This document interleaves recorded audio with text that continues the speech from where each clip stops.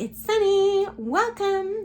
So if you are new to my channel, my name is Sunny and I am a professional ballroom dancer. So what does that mean?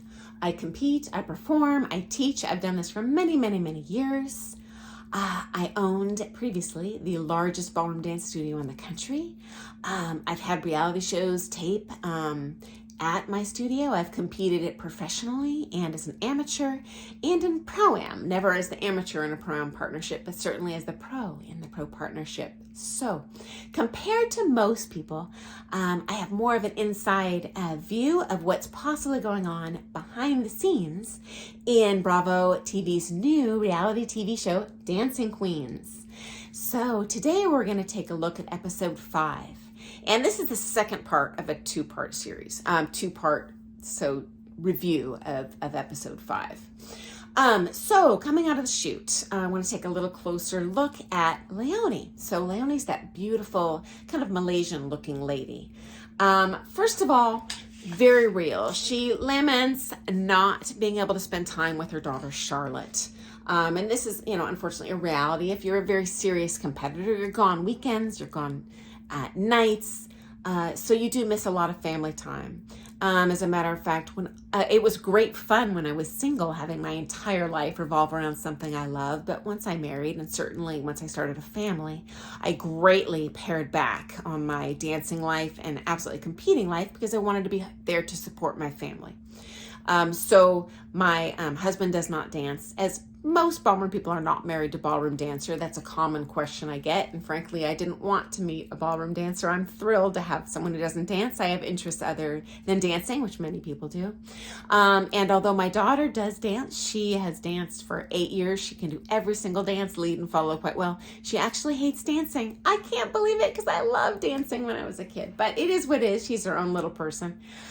So anyway, this is real. Next up, I find this is a little shady. I greatly dislike that she says people refer to her as the quote-unquote B word. She doesn't use the word B word, but I'll use that to be polite. I find the B word to be offensive. Because she is tall and beautiful and slender, and absolutely she is all of those things, but you'll notice in that very next sentence, she says, well, that wouldn't be the case if I were short, round, and close to the ground. So in my opinion, if people think you are perhaps cold and insensitive, it's because you say things like that. That being said, I can't imagine anyone in their right mind would speak so condescendingly about other people for something they may not even be able to control. So this may have been scripted to make her more of a villain, and we all know people love to watch villains, and hey, that includes me. So we'll see how that progresses. Hopefully that was faked for the show. What is real is she talks about endorphins and the high and the de-stressing benefits of competing and dancing. I totally agree with this. Absolutely real. That adrenaline gets going. You become more fit. It's good for your emotional well-being. It's fabulously rewarding to see your progress as you're learning to dance and you get better. And you can look at that in videos and evaluate your progress. And that feels good to make progress. But that does come at a cost of your personal life. So in my opinion, much easier to compete when you're a single gal than when you're married with children with jobs like these ladies are. Next up, let's talk about Donnie. So as you know, I have a bone to pick with Donnie. I dislike in every episode how she blames her poor marks on the competition floor against her weight. And oh, if I had a better body, they would mark me higher. I'm the best dancer here. And honestly, from the little clips I've seen of her dancing versus the others in this show, I think that's baloney. I feel Donnie's marks have been extremely fair by the judging panel and based solely on her dancing. What I loved in this episode is that they showed Donnie completely off the competition floor, and she was having a photo shoot. And it was so, I think, insightful and realistic. When she looked at the photos, she's like, well, I hate them all. I look fat. I hate my body. And these photos were gorgeous. So it does tell us that perhaps Donnie's issues are not so much in the judge's perception of her, but in her self-perception and her self-confidence. And I sure hope she comes to realize this and takes ownership in her dancing, because I'm sure she has a lot more potential and she's not going to reach it if she just keeps blowing it off saying, well, I'm the best, but the marks aren't fair because I'm fat. I don't buy it. These judges know that these are amateur dancers. They know these ladies have families and jobs and full-time lives outside of dancing. Certainly, if you're dancing as an amateur championship level dancer, absolutely as a professional championship level dancer, they have an expectation level of fitness level, but they also expect those people are doing it at a professional level and giving 100% of their lives to it. They don't expect that of pro-am dancers, and I certainly would hope that seeing that would not distract or scare someone who is maybe not of an idealistic, 5'10", 36, 24, 36 figure from dancing, because certainly dancing is open and welcoming to people of all sizes and ages and skill levels. So I do think this show does a disservice to the real ballroom dance community in fat shaming, even if it's Donnie just fat shaming herself. Dislike. Okay. Next up, we get a little more close look at Gael. Slightly, as you know, I'm dying to learn more about this character. We've seen very little of her so far, but the few little snapshots I've seen of Gael's dancing, I love it. I think she's very talented. I love her cool French accent. She looks very exotic, and I'm really looking forward to getting to know more about this character. Gael mentioned this in this episode, that the reason she is not competing at this competition this weekend in Atlantic City is because her pro is currently in Blackpool. And they failed to delve into what is Blackpool. And no, it is not a black pool. It's not a vacation spot. Blackpool is the world's most prestigious competition for ballroom dancers. It's in Blackpool, England. Blackpool is the name of a town. And currently it's at the Winter Gardens, though for many, many years it was hosted at the Blackpool Tower. I've danced in both. I've competed in Blackpool many, many times. If you'd love to hear more about that experience, I'd love to share that with you. Let me know in the comments.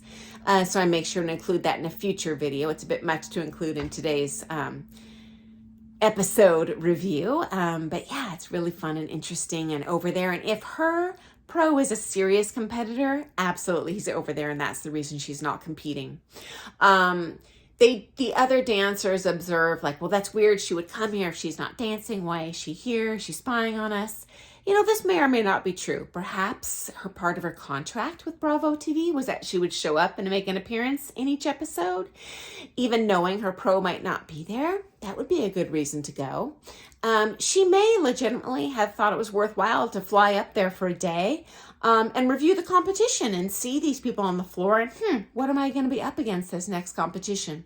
Certainly, even if you just attend a competition as a dancer, you're going to learn a lot by watching dancers who are better than you. So even more beneficial than looking at your competition is going there and watching the professional division. So you can learn and emulate so much, particularly if you're a visual learner. And people do learn differently. Some people are visual, some people are spatial, some people need to hear kind of a scientific description of what they're doing.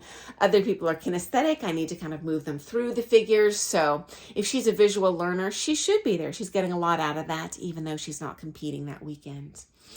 Okay, next up, Pooja. So Pooja is one I'm very excited about because she has a similar figure to Donnie.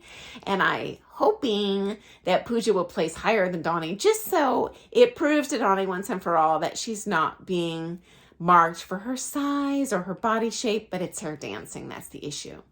Pooja's biggest challenge is she's new to the International Latin, though she, as we learned in this episode, has been competing with this pro for 5 years in different categories than Latin, but that certainly there's a benefit there, and that she knows that this pro knows how she learns, can teach her probably faster than other people because she has a good foundation in the other dances. I find that once you've mastered one style, it becomes much easier to add on new styles. Kind of those first few dances that you learn are the toughest nut to crack. We also learned that Pooja's two sisters and mom compete with the same professional. And I think that would be great fun. I love my family. It would be awesome to travel to comps together and work on our routines together, critique each other, help each other out with costumes, have someone there to help you if your zipper breaks, whatever. So I love that. What a healthy, fun family activity. This is a little bit unusual. I don't think I know any sisters or mom-daughter pairs, unless they're an adult mom and say her teen daughter. They might take with the same pro and travel together, and I think that's great. I'd much rather travel with my daughter with a professional than send her hoofing it alone with some man who's not my husband. I also see a lot of siblings that dance, whether these be sisters or brother-sister combos. Maybe they're partnered with other children. But anyway, multiple children from one parent usually take from the same professional. Just like as a parent, you would put your children in the same school if possible. It's time efficient to drop them off and pick them up from one place. Okay, towards the end of the program, just a couple overall things I saw that kind of stuck out. Sabrina made a snide comment about someone else taking a lot of coaching and it's not paying off. And this may or may not be true, but this plays into my previous complaints about Sabrina. She says some horrible, catty things about people. And she mentions how snide and backstabbing the adult B dancers, meaning that 35 to 50 age category, instead of the adult A, that 18 to 35 category, are nastier to each other. And the ironic thing is Sabrina seems to be the nastiest of all, and she apparently has just left the adult A category. So it's very possible she's a very sweet person in real life, and that they're just painting her out this way for the sake of ratings, because we love to watch a villain, me included. So that remains to be seen if it's true, but that is interesting. Sabrina also mentions that her coach is very curt with her, and I can see that when they're practicing together, they have lessons. He doesn't kiss her tush.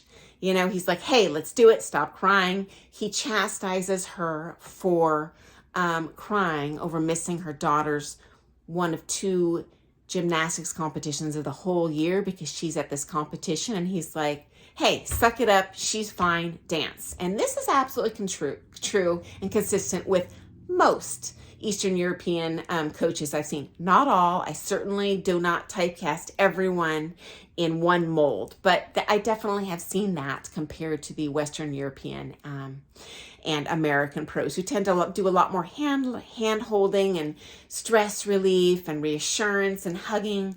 I do think the Eastern Europeans are a bit more to the point and not supportive on the emotional side. That's not necessarily a bad thing. People learn differently from different types of instructors, and one might be better for you than the other. And certainly I've seen great results come out of pros that are very harsh with their students. So I'm not casting judgment. It's just something generally I have seen in this industry. I totally dislike, though, that Stoss blows off Sabrina's concerns about her daughter. My guess is he's just not a parent. He doesn't know. Having children myself, I understand what it's like to want to be there for your child, and the guilt of having to do something for work when your child has something important going on. But hey, we all experience this, right? I just think in dancing it affects us a little more because it's mostly nights and weekends that you're away, which is when these personal things, special events tend to happen, birthdays and such. I do agree, and I think it's very real. I thought it very disrespectful that Sabrina has a temper tantrum in her lesson at the competition and it's like, we're done, and walks out of the lesson. And her pro, Stoss, says a comment like, if you don't believe in my coaching, don't take lessons with me. And I totally agree with this. It's very stressful for Sabrina to not trust her coach and the direction he's taking her. And I can tell you as a professional, it's very stressful for me when I fully believe in the advice and direction I'm sending my student, and they think they know more than I do. And of the few mistakes politically I made in my career, I would say anytime I did something other than what my coaches advised, those were the worst mistakes of my career by far. So if I were her, if she wants to progress, I would definitely do what Stas tells her to do or find a new partner. I'm afraid that all this conflict is going to hold them back. And as we know in competing, it's not really how you do today, but it's long term. Do I get better faster than this other couple? And because they keep on stopping these lessons mid-lesson to argue and fight and quit, it just opens up the door for these other couples to catch up with them. So I'm very eager to see what the future holds for these two. It wouldn't shock me if she starts knocking doors to find a new professional, because I'm not sure that this partnership long term is going to be satisfying for either of them.